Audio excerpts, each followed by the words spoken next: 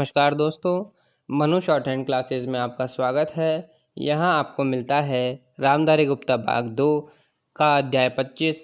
दोस्तों, इस डिक्टेशन की आउटलाइन और पीडीएफ के लिए हमारा टेलीग्राम ग्रुप ज्वाइन करें। डिक्टेशन 100 शब्द प्रति मिनट शुरू होगी 3 सेकंड बाद। उपाध्यक्ष महोदय, आज स्वतंत्र भारत में जब हिंदी इस देश की राष्ट्रभाषा घोषित हो चुकी है, अब संघर्ष अथवा विरोध का समय नहीं रहा। आज का समय ठोस रचनात्मक कार्य का समय है। मैं जानता हूँ कि संघर्ष करना कठिन है, परंतु उसी एकाग्रता से रचनात्मक कार्य उससे भी कहीं अधिक कठिन है। यह भी स्पष्ट है कि संघर्ष के बाद यदि रचनात्मक कार्य नहीं होता तो संघर्ष की उपादेयता ही लुप्त हो जाती है और जो सफलता प्राप्त की गई हो उसकी सार्थकता संकट में पड़ जाती है। इसीलिए रचनात्मक कार्य के समय को वास्तविक परीक्षा का समय माना जाता है, जिसमें उन सभी सिद्धांतों, उद्देश्यों और आदर्शों की पूरी परख होती है जिनका सहारा लेकर संघर्ष को जीवित रखा गया हो। हिंदी के हितैषियों और साहित्य सेवियों के लिए अब यही समय है। मैं कह सकता हूँ कि शायद पहले कभी उन पर इतना गंभीर दायित्व नहीं आया था जितना कि अब हिंदी के राष्ट्रभाषा बनने से आया है।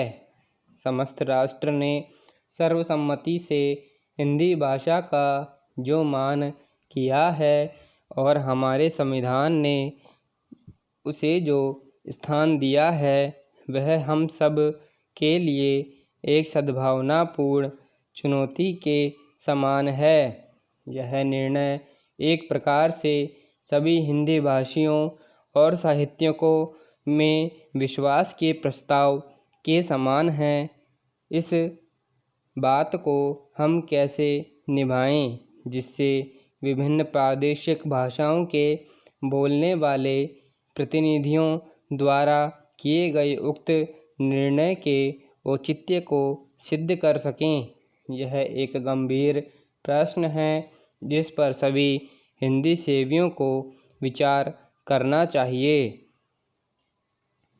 हिंदी साहित्य सम्मेलन बहुत बड़ी संस्था है जिसके निर्माण में इस देश के अनेकों यशस्वी विद्वानों और देशभक्तों ने योग दिया है। मैं समझता हूँ कि यद्यपि सम्मेलन की स्थापना हिंदी के प्रचारार्थ हुई थी, इसे हिंदी भाषी क्षेत्र में प्रादेशिक भाषाओं के प्रचार का कार्य भी अपने हाथ में ले लेना चाहिए।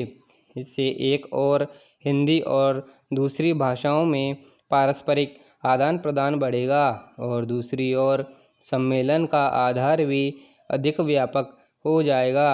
मेरे विचार से यह कार्य राष्ट्रीय साहित्य, हिंदी भाषा और हिंदी साहित्य सम्मेलन तीनों के हित की दृष्टि से उचित होगा। बिहार हिंदी साहित्य सम्मेलन ने जिसके रजत जयंती समारोह के उद्घाटन के लिए आपने मुझे आमंत्रित करने की कृपा की है, 25 वर्षों से भी अधिक समय पूर्व सार्वजनिक कार्यक्षेत्र में पदार्पण किया था। इस राज्य के सभी लोग सम्मेलन की सेवाओं से भली प्रकार परिचित हैं। मैं आशा करता हूँ कि यह रजत जयंती समारोह इस राज्य के साहित्य सेवियों को और अधिक बल देगा, जिससे वे साहित्य की समृद्धि द्वारा और हिंदी तथा अहिंदी प्रदेशों के बीच पूर्ण सद्भावना का वातावरण तैयार करके इस राज्य के लोगों की ही नहीं बल्कि देश भर की सेवा कर सकेंगे। मेरे विचार से हिंदी साहित्य की श्री वृद्धि करके और सभी भाषा भाषियों के साथ सद्भावनापूर्ण संबंध बनाए रखकर हम अपने कर्तव्य का पालन कर सकते हैं। कम से कम इस ओर सबका ध्यान आकृष्ट हो चुका है। समाप्त। धन्यवाद।